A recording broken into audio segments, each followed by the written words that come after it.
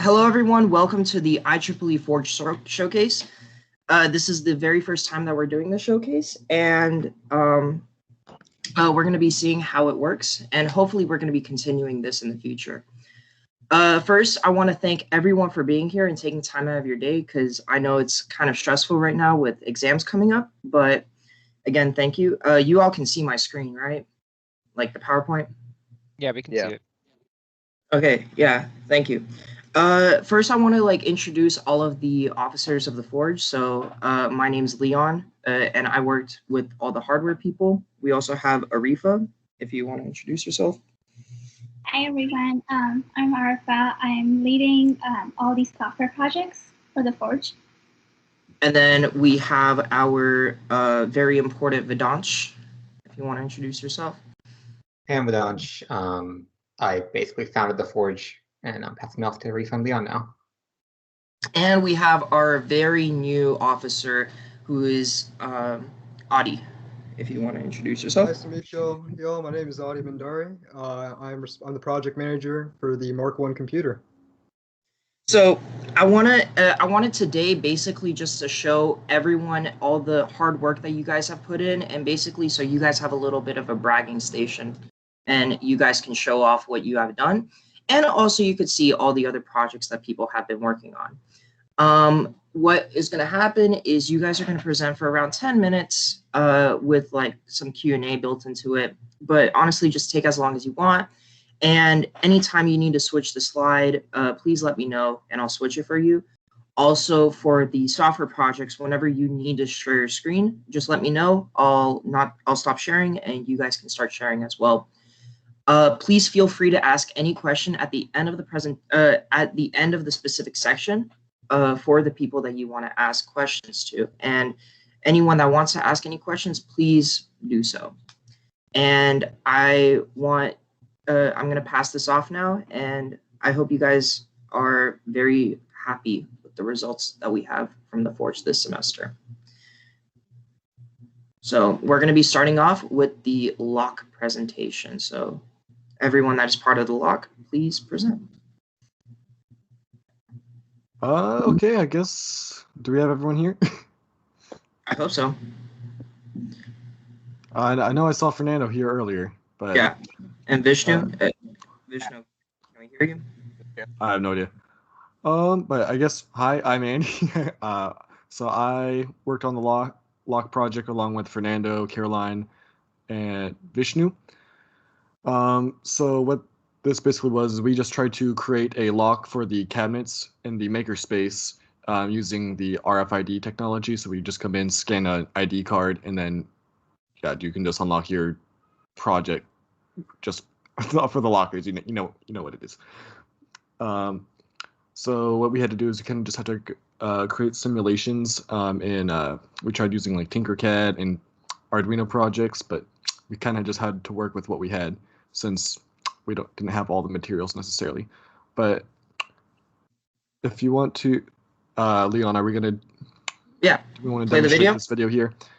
So if we check here, this isn't a full circuit, but this demonstrates the RFID scanner. So this shows, so this will show the red LED showing a bad scan as opposed to a good scan.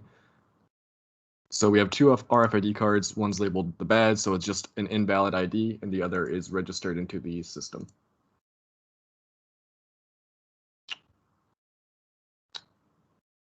This latency is awful.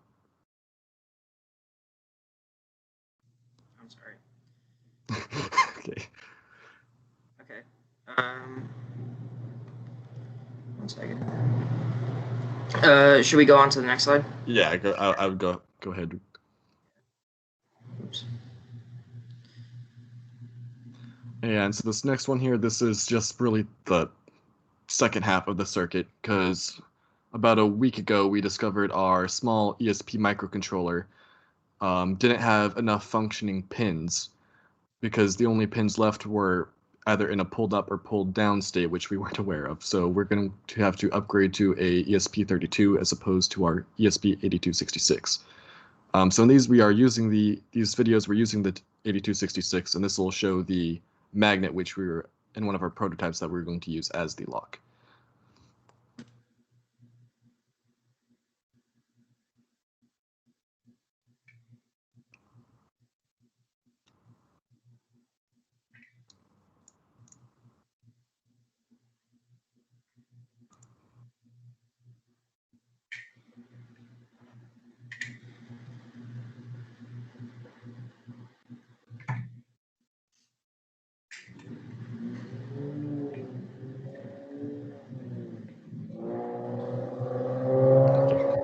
I guess we can go on to the next one. I think the next one is the code. So Fernando or Vishnu, if you'd like to speak up for this. So this is part one of our code timeline. So at the very beginning, we started with Tinkercad simulation, and since Tinkercad doesn't have any other microcontrollers, we tried to work it out with the Arduino Uno. Back then, in the last video you guys saw was like a magnetic lock. Back then we were thinking more of a servo, so we were using the servo libraries of Arduino. And we had an input button for the locking, and something we wanted to do was a closed sensor, which just senses if the cabinet is closed. And we just represented that with just a slide switch input. And also, since Tinkercad doesn't have an RFID, we simulated good and bad scans with 2 buttons. And we had 3 ways of communicating with the user. A blue LED, which meant that the lock was active, a red LED, which means a bad scan, a green LED, which means a good scan. And yeah, those are the 3 ones. And that's really when we began exploring sleep and interrupt options, but we'll get more into that a bit later on. And then the next big step was switching to the ESP. We wanted to incorporate Wi-Fi capability in our project. We wanted to communicate with the IEEE server. So we decided on the ESP8266, but as you've already heard, we've recently switched to the ESP32. We also switched from the servo to the electromagnet, so instead of all the complicated libraries, it was just a high-low output. And again, 2 inputs, one for locking and one for scanning, which would start the RFID scanner, which we also included at this point. And then a big change in the code was when we changed the button functionality, especially when just looking into sleep. We realized that one button doing everything would make our life a lot easier. So what we did is the first time you press the button, if it's in the sleep cycle, it wakes it up and allows for a scan. If it's a good scan, it'll unlock, and then the next time you press it, it will lock. But if it's a bad scan or no scan, the next time you press the button, it will scan for an RFID again. And this is when we started looking for different inputs for the closed sensor, and also removed the blue LED with blinking red LED being for a bad and a no scan, and a constant red LED meaning the magnet is active, which you might not have been able to see that well in the video presentation, but it was there. Oh, next slide, please. This is for Vision. Hey, so for you heard that we are using the RFID chip to basically unlock our lock. So basically, the RFID chip would have to store login credentials, and then when we swipe onto the microcontroller, then it would be able to take whatever login input there is and upload it to the IEEE API server, and that would basically just verify that you are who you say you are. That's just basic lock mechanism. So we went through the IEEE API, and basically the only things that you need to log in are email and password. So what we wanted to do in addition to this, but it was outside the scope of our semester, was also include an Arduino or microcontroller ID. So basically, if we have multiple locks in the makerspace, and a certain lock is only meant to be used by, I'd say, IEEE officers, then whenever the microcontroller sends a signal to the API servers, then it would detect that this person, only these people can unlock this lock. But we can probably get that working next semester. But for now, we just had email and password being used, and we also have our whole lock powered by a battery. That was our initial plan. So the problem with that would be that power consumption would also be a problem. So we have to look at certain sleep functions to essentially save battery. So what we found for the ESP8266 is that there are 3 sleep modes: modem sleep, light sleep, and deep sleep. But the problem is that only some of them have a system clock. Only allow the system clock to be used under certain sleep modes. So modem sleep is the only sleep mode that keeps the system clock running, which is basically what we had. So say we would start scanning. Our sensor would scan for RFID cards like every 10 seconds or so. So basically, the only sleep mode that we could use for that was modem sleep. But since we did switch from the ESP8266 to the other one, then we would have to compensate for that. Look at some documentation, update that. So then we also added some buffers to the code. We don't know how the Wi-Fi situation will be wherever it's used, so buffers would just make it easier to deal with. And yeah, basically, that's pretty much it. The sleep functions for battery saving, and that we use the login API to verify identification. So yeah, you can go to the next slide. So I don't know about the screen share, so I just copy pasted screenshots of the code. It's a lot of things. It's basically divided into the loop function, which waits for a button input, and if the button is pressed the first time, it scans, and if it's a good scan, which would be returned from the bool RFID scan, which is in the third one from the left, the very top function. And in that bool function, it runs another function, which is the one at the far right. It's the int get scan result. And this is basically the one where we're implementing the RFID libraries. So we're testing whether the information on the RFID actually matches a specific tag that we're choosing. And where the arrow is pointed, that's where the next code comes in, which is the really important connecting to the IEEE server. So this is our server login code. We basically have to post our email and password, whatever it may be, to the API address. And here you can see we didn't include the actual address in this code. This is just example code, but on the first line, whatever server name is, that would be the IP address or the link, whichever one you choose to use. And if the website or the API link that you use is using HTTPS, there you also have to have an SHA fingerprint, which we have not received, but theoretically we would have to have that. But if it's just a normal HTTP link, then you don't really need that. So we used JSON type to store our login credentials. So here you can see application/JSON just signals to the system that we are using JSON to send our email and password. And yeah, under that you can also see the post code. We don't have that email password listed just because it's example.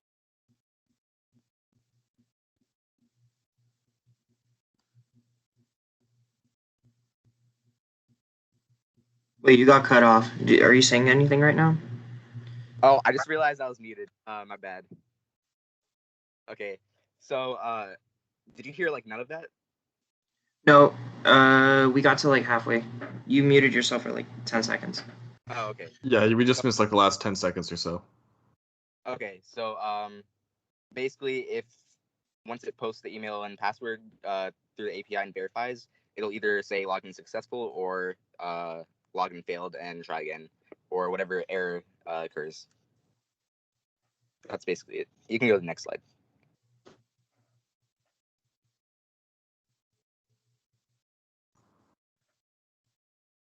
Caroline, you here?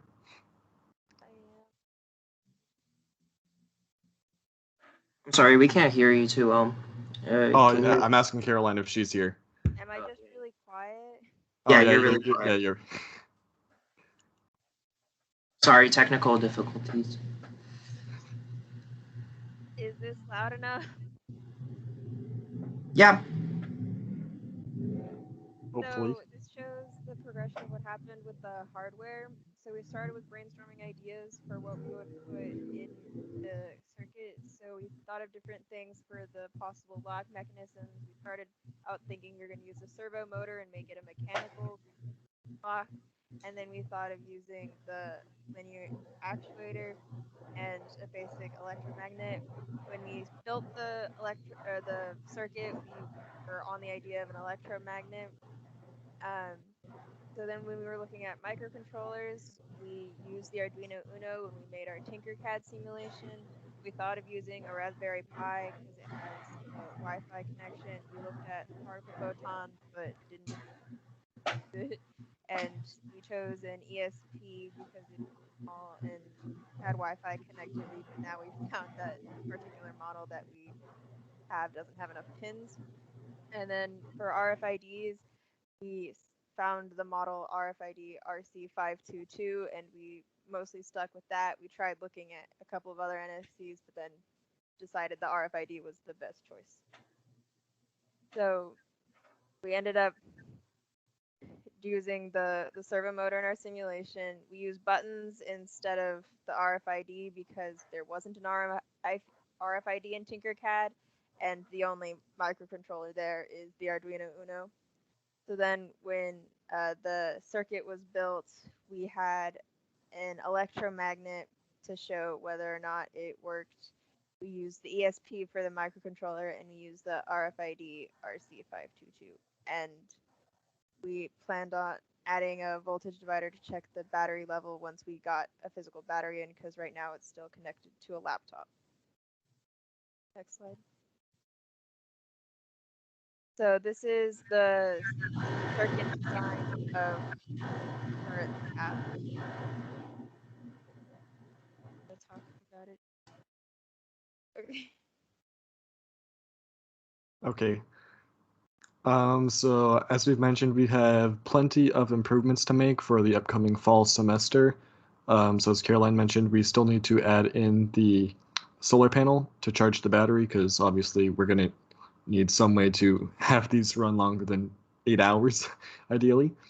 We're going to be switching our step-up booster to a MOSFET, because we found out, or I found out the hard way, that it was overheating and drew 4 to 5 times more current than the ESP would tolerate. So yeah, we kind of almost burned up a few components there. So we're also going to add a sensor to check if the cabinet is closed. And if someone were to open up the locker and close it up and forget to press the lock button, after about 15-20 seconds or so, we'll have the code just check the sensor. If it's dark, it'll just go ahead and automatically lock the cabinet. So we'll also be, instead of using like breadboarding, we'll be designing a PCB next semester to make it much more compact, and we'll have to 3D print some casing. And the final thing is we are going to replace the electromagnet because obviously that's going to take a lot of power constantly. And we found a spring latch mechanism that we can use to save power, so we only have to send a quick signal, and then this device will just use a spring to let go of the latch.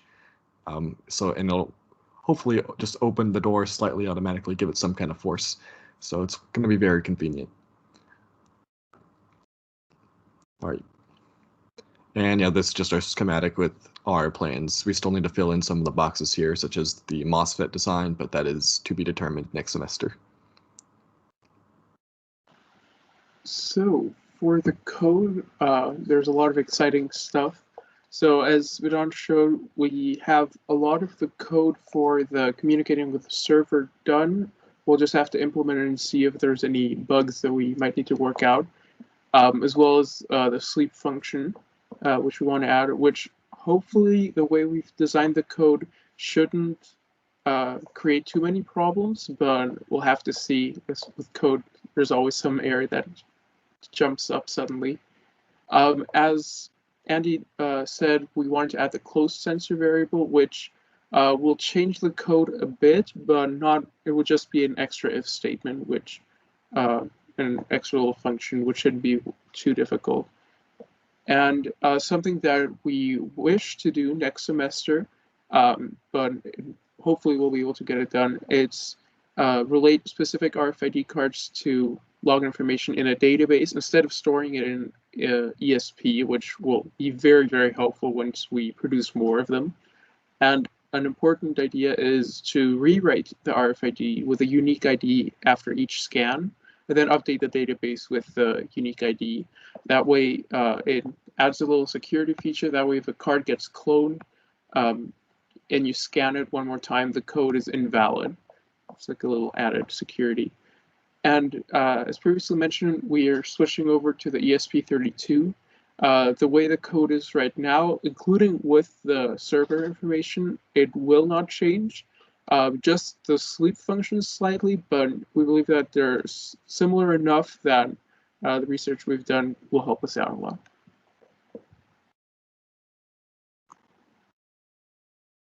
Any questions? Really good job, guys. This is a really cool project, and you'll definitely, this is great for interviews. A question I have is, like, have you considered your Raspberry Pi option, like the Raspberry Pi option for, you know, a microcontroller? Because like Python scripts can help out with, well, there are libraries out there for like real-time database connections. And like, I guess, yeah, it being a scripting language, it can do a lot of things all at once. Have you guys considered that option? Yeah, we did. Just to be honest, none of us are actually familiar with Python. So. Hey, it's all good, bro. We go to the same school. They don't teach it here. Yeah. A shame. But yeah, no, that's really cool. You guys did a really good job. Thank you. Thank you. I also got a question. Thank you. Oh, wait, can you guys hear me? You're a little quiet, but yeah, we can hear you. Yeah. So, like, have you guys thought of like implementing something that, like, let's say someone gets it, like, scans the card and it denies it like 5 times, it will just time out? So for the code aspect, since each card is directly, it would be the one downside of that is someone can mess up the lock in that sense if they scan repeatedly to time the lock off. If that's what you mean, right? Then so like it would, like, if they, like, you know, just have a card that's being denied, like, it will just eventually time out, you know, maybe save some battery. Oh. So they're not just scanning it over and over again. Yeah, kind of like if you get the wrong passcode. Yeah. Like if you get the wrong passcode on an iPhone, it'll lock you out for a certain amount of time. Yeah, like 5 minutes or something. Yeah, I think we brought that up in like the first week or two. The problem with that is at least the RFID can get kind of iffy. So sometimes you have to get real close. So we decided we were going to actually wait to get the final design before we implemented that into the code, because that's going to be something that's literally just code based. It's not dependent on the circuit at all. So we were trying to get that finished off to see how exactly the RFID works, because it's been tricky getting it to work. I know we spent all week trying to even get it to read the card.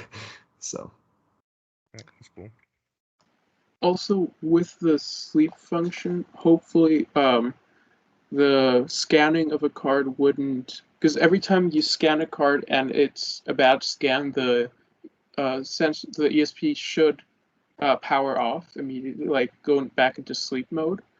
So scanning multiple times shouldn't, I mean, it will affect the battery life, of course, but potential downside to having it like time you out like in a password setting is someone can sort of lock the lock for everyone by scanning a bad card multiple times. That's a potential issue. So we'll have to see how we can time it off for like a set amount of time that's short enough for someone who's actually supposed to get to the lock to be able to open it later on. But we'll have to see with that.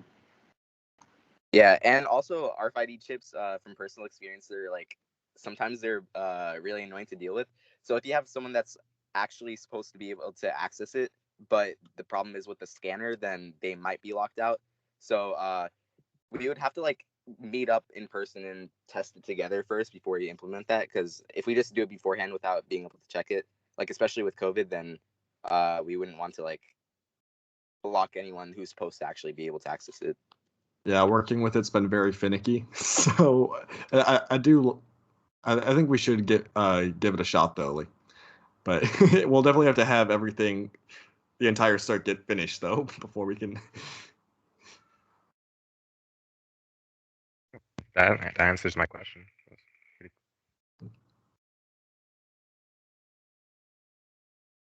Anything else? We kind of took up a lot of time here, so. No, I did a good job. All right, Bosa, this is you. Problem definition, this is project architecture. Okay, so I guess I'm gonna introduce the project. Yes, sir.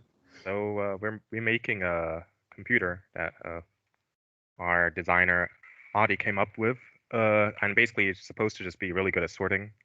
And so the first thing we thought was like, let's think of like some sorting algorithms that would like ideally be run on the computer so we can optimize it around how good it is at sorting. So we came up with 3 sorts. The first 2, bubble sort and insertion sort, we picked because it was they're pretty simple. They both, at least bubble sort is, I'm pretty sure we've all learned all of this in our the CS classes we definitely listened to a lot. And yeah, but a bubble sort, you basically swap a lot until you get the list sorted from either left to right, right to left. Insertion sort, kind of similar. You just put basically pick out the smallest or largest number and put it in the front or back every iteration. And then we also did a quick sort because it's even though it shows here it has worst case is the same as the other 2, its average case is actually better. And it's also a more advanced algorithm that requires divide and conquer, and made sure that we also had to take into account recursion and stuff like that.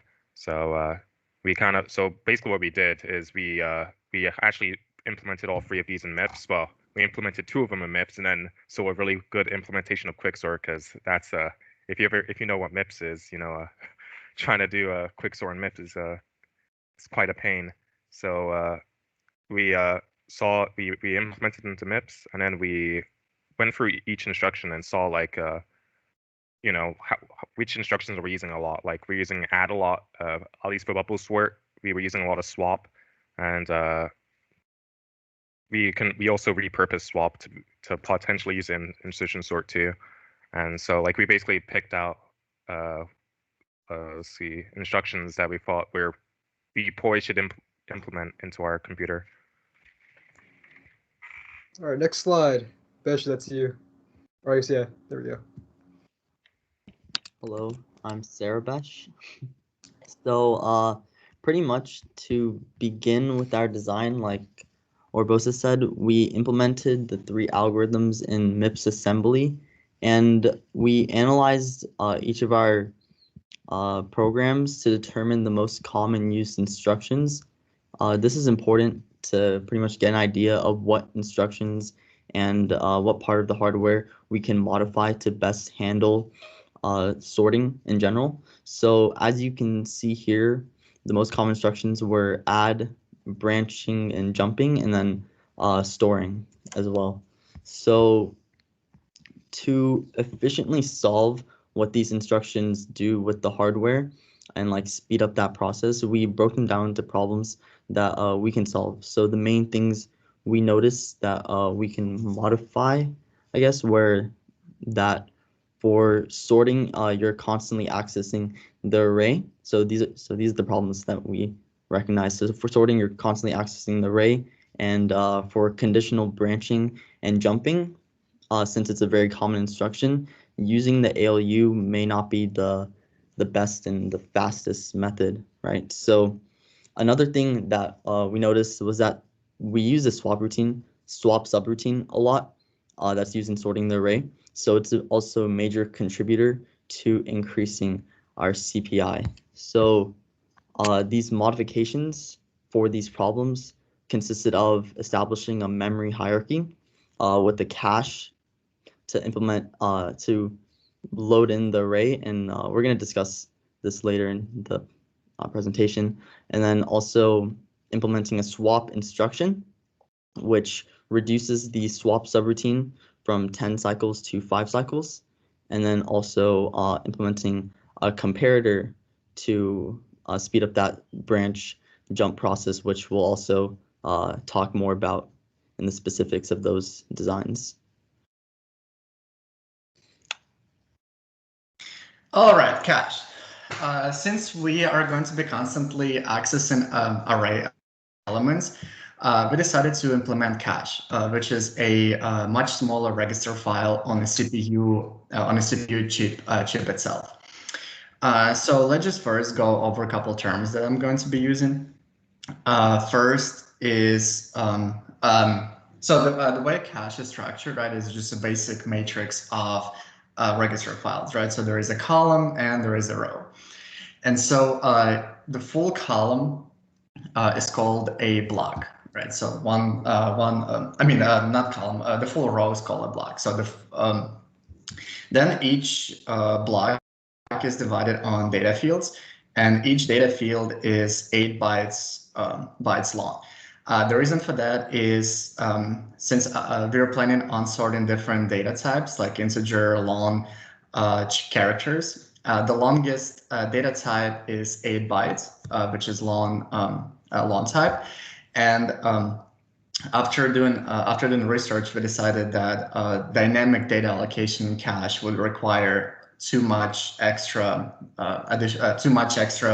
circuitry. And we just decided to allocate 8 bytes of memory to any data type that is there. So the way cache is organized is so-called direct mapping. So every time when an address of an element is requested, whenever that address goes into the cache, it is truncated into the tag, index, and offset. Tag is the first 20 bits of the address, and the tag indicates where in cache that element is stored. Then index, it's the second two bits, which will indicate which row the data is stored in. And offset will indicate, which is going to be the last 10 bits. It will indicate which data field we're looking for. So because index is 2 bits, we can get from 0 to 4, from 1 to 4 or from 0 to 3. So we're going to have 3 rows. And because we have 10 bits for offset, 2 to the power of 10 is 1024. So that's how many data fields we're going to have. So whenever tag goes into the cache, it gets compared to the tags to the same tag that is stored in the cache. And if it's the same, then it goes to another AND, and it's another extra verification step that is called a valid bit. So if there is a valid data stored in that specific tag location, it's going to be 1, otherwise it's 0. So if tag is the same and it's a valid bit, then we have a hit and we have a correct data. Then based on the offset and index, we will spit out the appropriate data field of 8 bytes. Otherwise, if the tag is not the same, if the tags are different or valid bit is 0, it's so-called miss. And if it's a miss, then we're just gonna go ahead and upload more information from random access memory.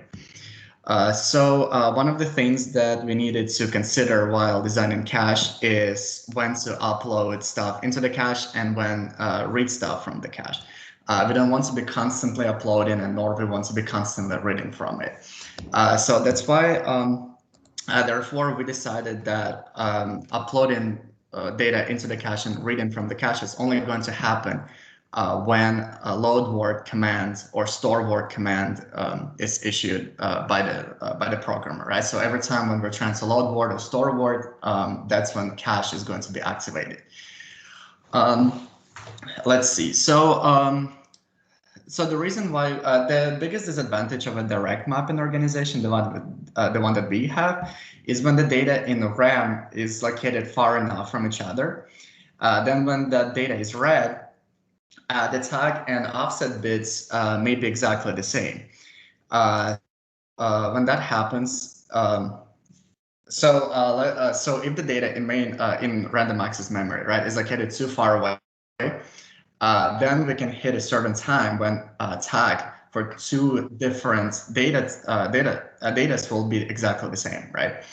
And so although we know that that data is different, our cache would think that that data is the same, thereby results in miss, right? Since we're trying to get as less misses as possible, that would not be ideal.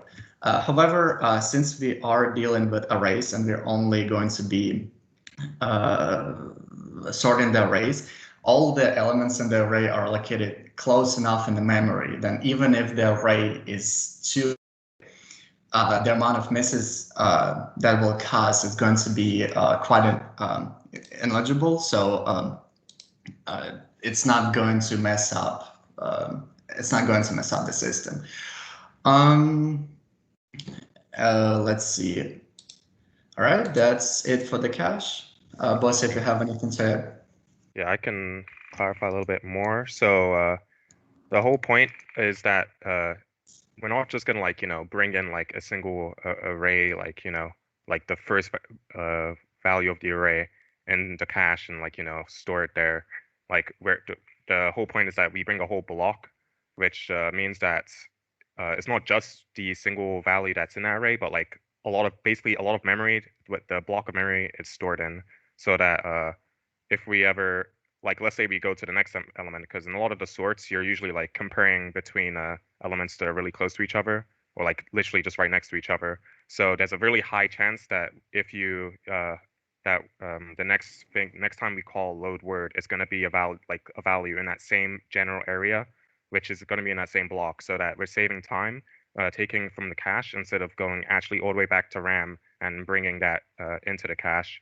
So that's why that's why we bring in the whole data block. It's not just the single variable. And also the tag is the reason that the tag is used to compare is because basically we compare that to know if the block of data is correct, because if you go far enough, you'll eventually get the same index bit, which is what's stored, basically what tells you which row is stored in. So the only way you can differentiate whether the data is right is the tag, because the tag will be different because it's like the very first numbers of the address. So yeah, that's just a little bit extra I wanted to add onto there. All right, next slide, Leon. Oh, there it is. Yeah. All right. So the other problem we wanted to solve with our computer is that the ALU is used in virtually every single instruction in this computer, or at least in the MIPS architecture that we've based this computer off of. And when we are doing sorting routines, we're using a lot of load word and a lot of store word instructions, which all use the ALU. If our main focus is to use the ALU to sort the algorithm, we probably don't want to use it for any other things. So we decided that there was going to be a lot of slowdown if we wanted to use all the other instructions that use the ALU in the MIPS architecture, as well as our sorting routine instructions. So our solutions were either to make a bigger ALU, which we didn't really want to because we wanted to save that space on the processor chip for the cache, which is really big. We could make another ALU, which we also didn't want to do for the same reason. So we decided to make another way of doing the branch and jump instructions without using an ALU, which in this case we'll be using a comparator. Can you go to the next slide?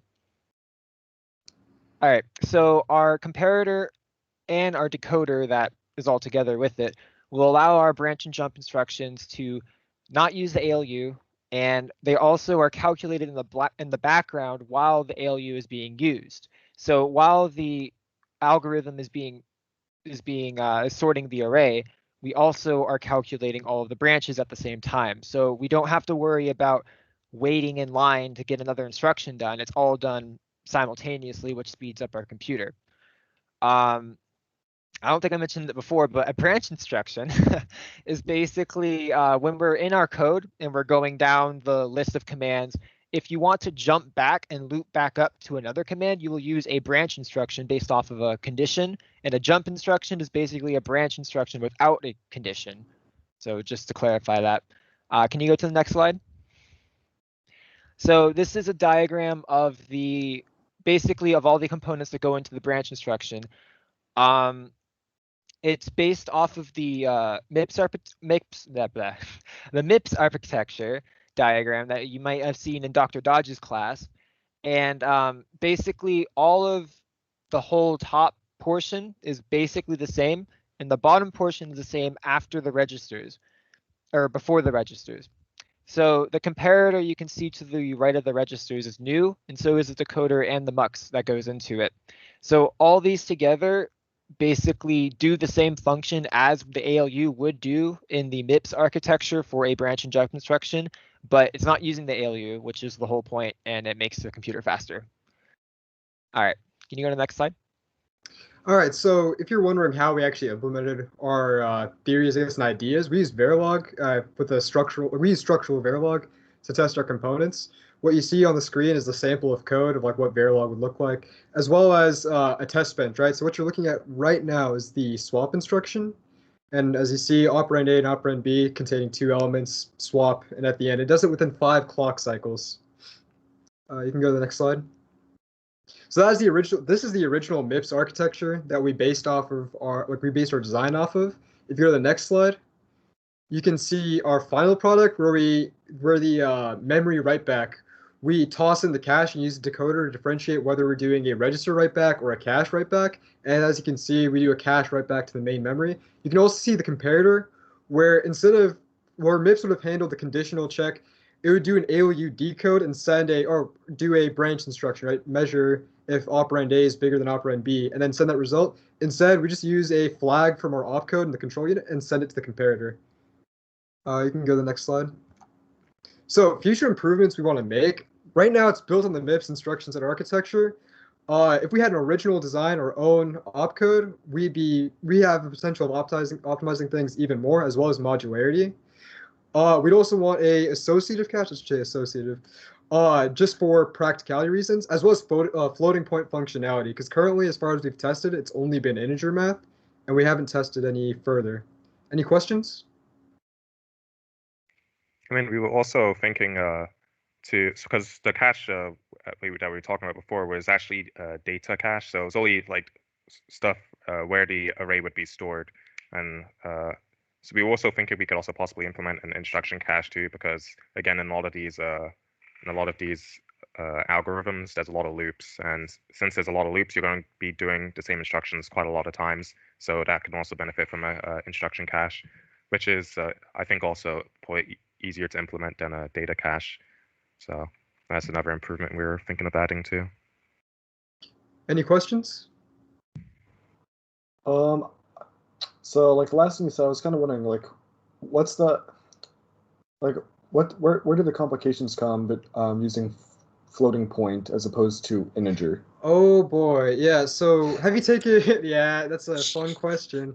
Have you taken 3320 yet? Digital circuit, or what is it? No, is it digital circuits? I forgot what it is. No, I haven't Dr. taken digital Nakubin? circuits, but Yeah, so I think if you had Dr. Nakubin, he talks about it pretty briefly, but basically there's like an IEEE standard for breaking up memory, right, to represent a floating point, and that takes time to do because you have to like move the floating point correctly to whatever data has been put in and efficiently. and that takes more time. So for the sake of simplicity, with given the 10 weeks we had, we just focused on integer math, just because like it's a purely conceptual idea. This is the first project of its type where we're writing a paper on analyzing how sorting routines are seen at the machine level, and that's what everyone here worked on. That's why we're testing, theories of adding a cache to see how that changes things in a mechanical level, adding more to the instruction set, adding more registers, stuff like that. Okay. Cool. Thank you. Any other questions? All right, Leon, you can move on to the next group.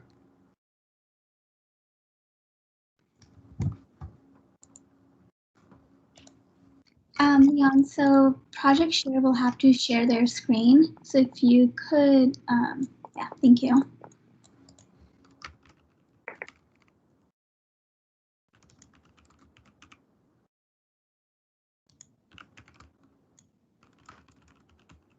Wait, can y'all see this? Yeah.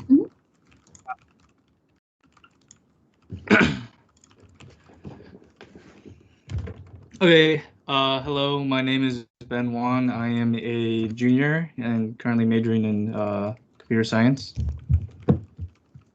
My name is Jonah. I am also a junior majoring in computer science. Hello, my name is Christopher Shepard. I am also a major in computer science, and I'm a junior. Okay, so for our project, Forge Share, what we wanted to do was we wanted to build a portal so tutors can upload study guides and other learning materials for students, so they can use them to study for like upcoming exams or quizzes. And we laid out some goals, and what we wanted to do was we wanted to include like security, so we would have like a login functionality, and once people log into it, the tutors are able to upload class-related notes, and along with that, they're allowed to like include some tagging into it, so it would make it easier for students to search those study materials. And along with that, we also wanted to make it so students can take practice quizzes for upcoming exams and quizzes. So now I'm going to pass it along to Chris to talk about our design.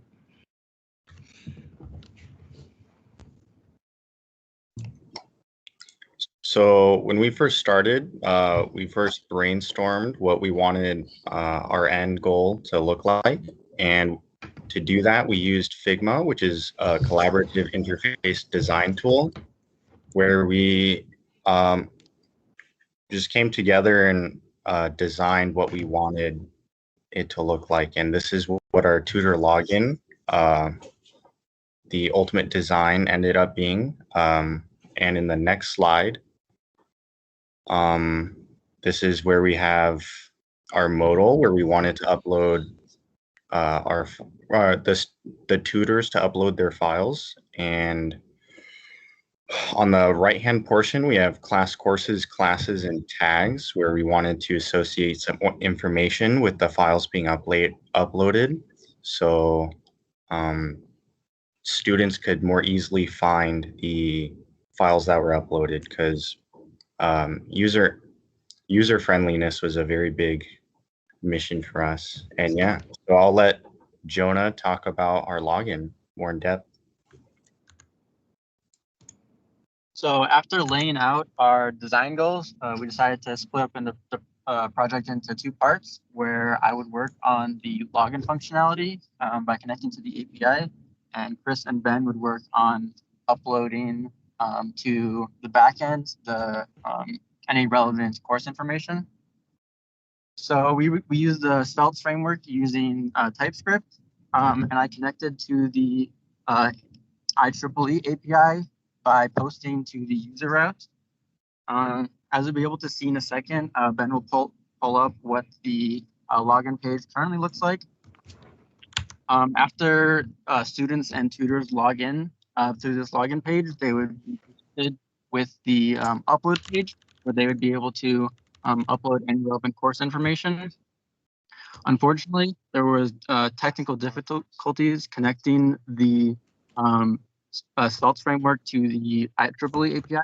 So this functionality isn't working currently, but now I'll pass it off to Ben for the backend.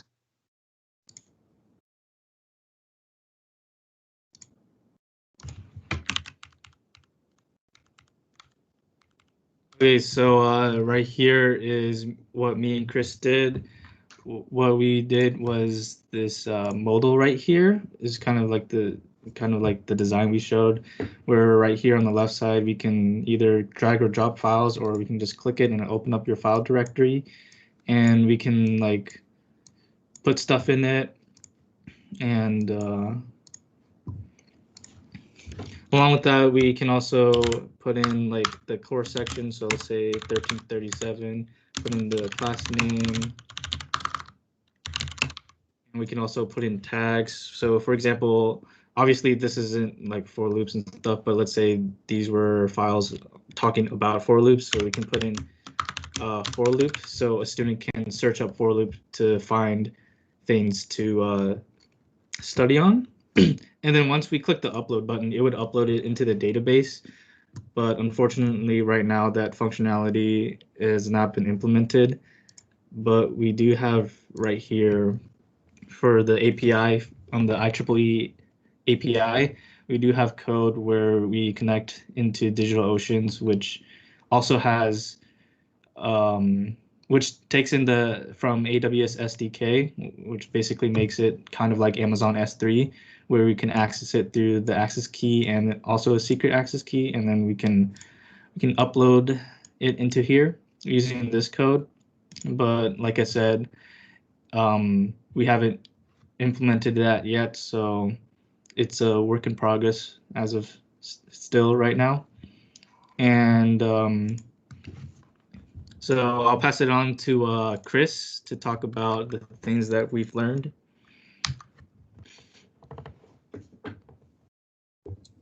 So at the beginning of this project, for me personally, I did not know anything that is listed on this PowerPoint. So there was a very steep learning curve for a lot of us.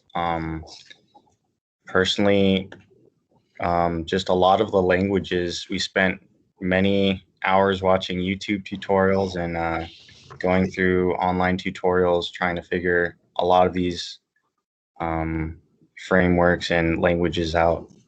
And yeah, so I'll pass it on to Ben. Okay, so there are a few challenges when it came to creating this, and like Chris said, we were very new with like the languages we used and frameworks. Like Chris, I've never heard of Svelte before this, so I had to like go through tutorials and go through YouTube videos in order to learn how to use them. I also never really worked with backend, so that was also a challenge. So that took up a lot of time to learn it instead of like putting it into action. And also I think another challenge for us was working in a virtual environment that made it very difficult for us to get together and work on this project. And there was also another challenge where originally we had 4 team members, but unfortunately he dropped in the middle of the semester, so that meant like there's more work spread out through the 3 of us. But I think these challenges were pretty important for us because that they like kind of pushed us into a hard situation where we were able to come out on top of it. So I think I'll pass it on to Jonah, where he'll talk about the next few steps that we'll be doing. So for our next steps, I'd like to flesh out the project with additional features, specifically those features that we listed out in our project goals, such as tagging and searching. Additionally, we'd like to connect all our separate parts of the project, such as the login and the upload page, and flesh out the UI so that it would look like a fully cohesive unit, and then it can be integrated into the IEEE website. So thank you. Any questions? I have a question. So, do you guys have any system put in place where if people are starting to upload test answers or something like that, where it's now touching realms of academic dishonesty. Are you guys gonna implement something that prevents that? We've actually haven't thought of that part yet. That's a good question, but I'm sure like we'll be able to. I guess the people who make this will be able to like look through everything and be able to see like what's allowed to be uploaded and what's not allowed to be uploaded. But we really haven't like thought of like people uploading test answers. Okay, that's fair. For the Yeah, this is most part, mainly it meant would for. be. Oh, go ahead. I was gonna say this is mainly meant for just tutors to upload study material. Not really like any answers to these questions or these kind of things. Yeah. Okay. So this is primarily used on the tutor side, not open to everyone else, right? So the uploading portion would be primarily tutors, where they would like log in and upload personal notes or study guides from uploaded by teachers, etc. And then the accessing portion would be by the students, so they can learn from it. Okay, cool. Thank you. Yeah, no, you guys did a good job. Full stack web development is no easy task.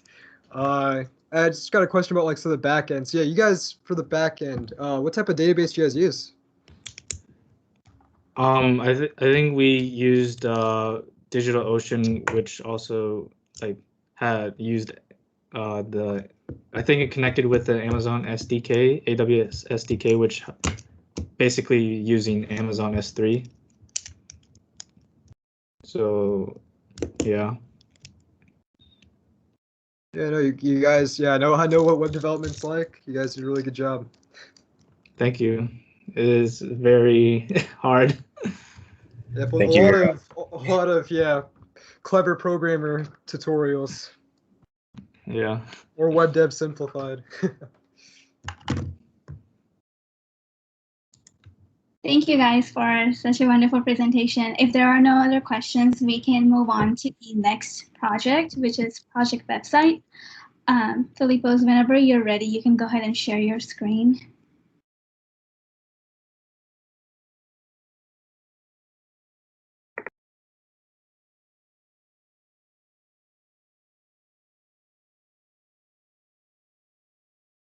Sorry about that. Can you hear me? Yes, we can hear you. Oh, okay. Sorry. I was trying to. Okay, there you go. Okay. Okay, so before we begin, I just want to quickly say that we thought there was a hard time limit of 7 minutes per group.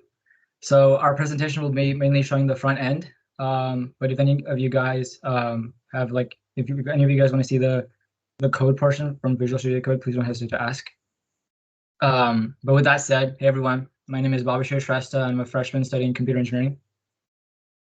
Hey everyone, my name is Filipos Michael, and I'm a computer engineer, and I'm a junior. Hello, my name is Melissa Avila, and I'm a junior studying electrical engineering. Hello everyone, my name is Nguyen Tran, and I'm a junior major in computer science. Before we move on, I want to give a quick shout out to Vidansh and Arifa for helping us countless times throughout the semester.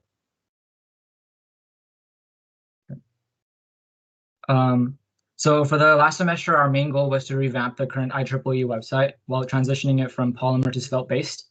Some of the technical goals we decided upon were debugging the navbar routes, making the website more responsive, splitting up the About Us page, and creating a dedicated events page. Let's move on to the website demo. As you can see, we implemented two new pages into the navbar and in general optimized the website to ensure browsing is efficient. We also kept the general theme consistent with the live website. Since last semester's group laid out most of the framework, we mainly worked on the front end. And as for the index page, we decided to keep the logo, but also add a sliding gallery. We also altered the gradient slightly to sharpen the background pattern. Unfortunately, we didn't have time to integrate an API for the homepage announcement section.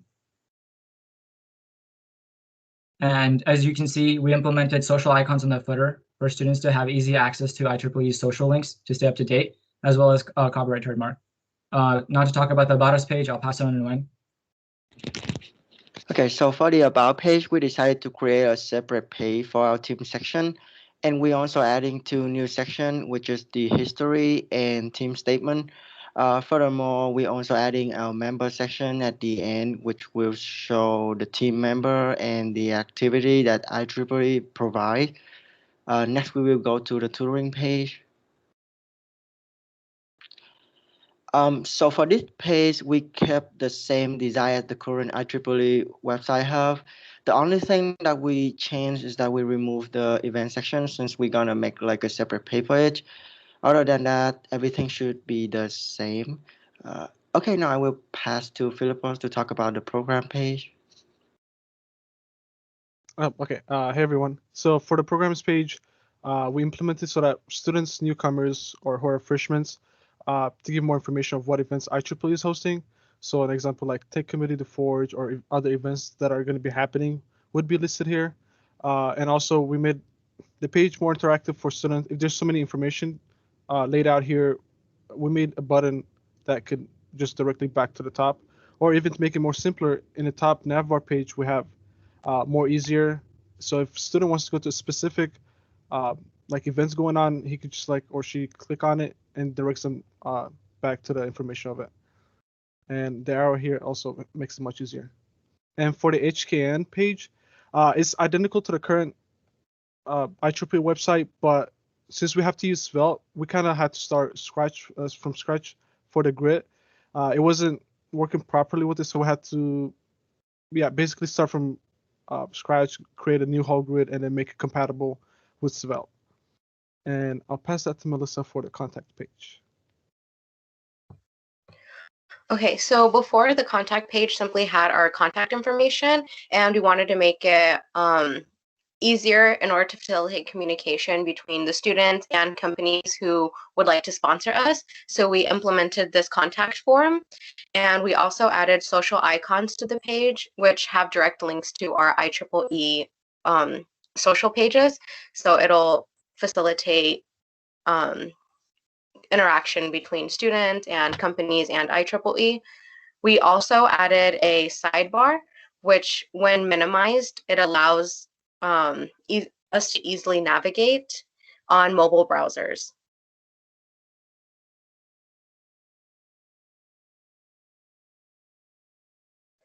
And back to the slides. Some things we learned during this project was how to use Svelte and HTML. None of us had used Svelte prior to this, so it was interesting having to learn the language in order to be able to code for it. We also had to learn how to have decision-making and teamwork skills in this virtual environment.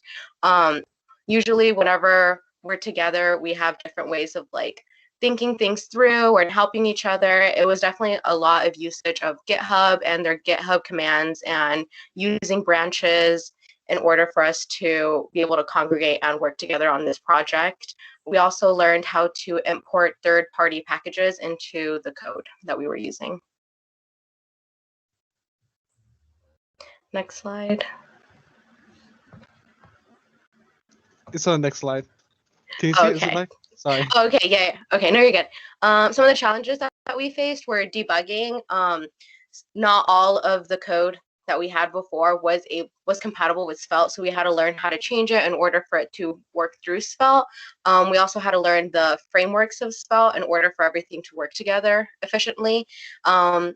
Some of the challenges were design ideas and figuring out how everything would look best together and make it more user-friendly for the person who was navigating through the website. Working remotely was also hard, in which when we were trying to brainstorm everything and help one another, it's a lot easier when you're together with somebody to point at something and say this is wrong, as opposed to like looking through code through another screen. And we also had challenges creating the sidebar/nav bar.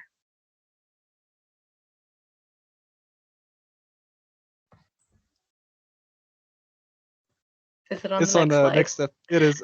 Sorry. Okay, start it. Okay, some of the next steps that we have to work on are to complete the front end for the rest of the pages. This includes events, our team, and the main index page. And then we also need to add the back end for the website for the contact page. And thank you so much for listening to us. And if you have any questions regarding our project, feel free to ask.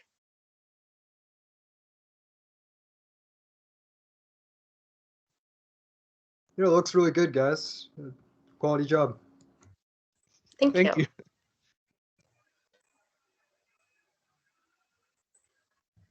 Actually, I do have a question about so login functionality. Do you guys think you'd implement that in the future? Potentially storing like IEEE accounts with each UTD user, if you plan on working this project again.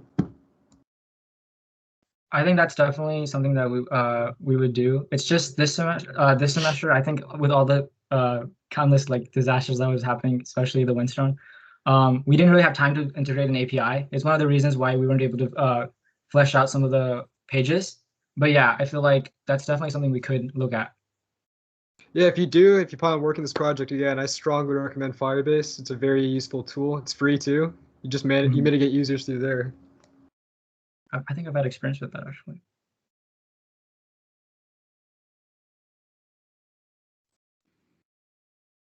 Are there any more questions? If there are not, I guess we can just wrap things up. So I wanted to say thank you, everyone, for being here. I am very impressed with all of the work that you have done, and Arifa can take it from here. I think Vedansh has a few things to say. So this brings us to the end of the Forge Showcase. To all the teams, congratulations, and thank you for all the effort you put into your projects throughout the semester. I hope you all had opportunities to grow and learn as you worked on them. I also want to take a moment to thank Leon, Arifa, and Adi for managing all the teams so incredibly well. I'm excited to see what the Forge will evolve into with the next few semesters under your leadership. I started the Forge as a way to power project-based innovation in IEEE, allowing students like all of you to learn new skills and apply them, all while working on impactful projects with real clients. After a challenging few semesters, like we started last spring, we have finally started to achieve the goal, and that's really exciting. Thank you again to everyone that helped make it happen, and once again, congratulations to the teams. Also, for those of you returning next semester, there will be some very cool Forge stickers being given out.